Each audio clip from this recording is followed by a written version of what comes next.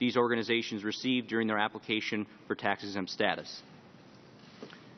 I would like to just highlight a few of those purported abuses and ask for your opinion on them. A letter from the IRS Office of Exempt Organization Specialist in El Monte, California, specifically the Pacific Coast Division. I would note this is not in the Cincinnati Division.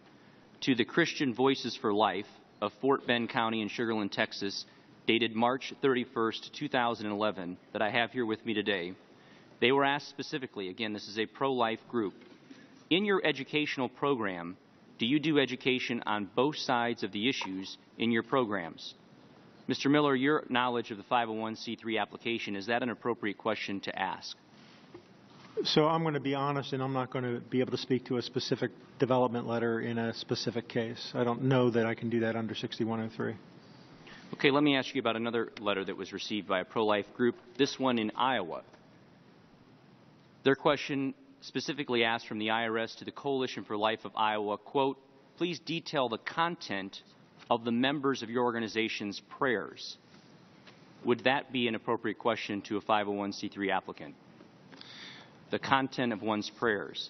It pains me to say I can't speak to that one either, but that's an... You don't know whether or not that would be an appropriate question to ask an applicant? Speaking outside of this case, which I don't know anything about, it would surprise me that that question was asked. And finally, during another applicant's conversation or back and forth, they were asked specifically, quote, please detail certain signs that may or may not be held up outside of a Planned Parenthood facility, end quote. Would that be an appropriate follow-up to an applicant for 501c3 application? Again, I don't know what the context would be, but again, that doesn't sound like the usual question. Thank you. Well, hopefully Mr. George and the Inspector General's office can enlighten us. Mr. George, during your investigations, are you aware of the 3 letters submitted by Senators Baca, Schumer, and Durbin, written to the IRS, specifically Mr. Schulman, asking them to give extra scrutiny to 501c4 applications? I am aware of it, but I don't know the details, sir.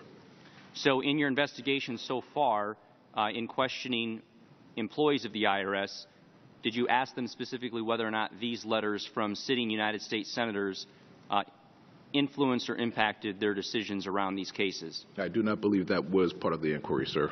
Will you ask those questions in the future? I will ask that if appropriate. We will certainly do so if appropriate. Thank you.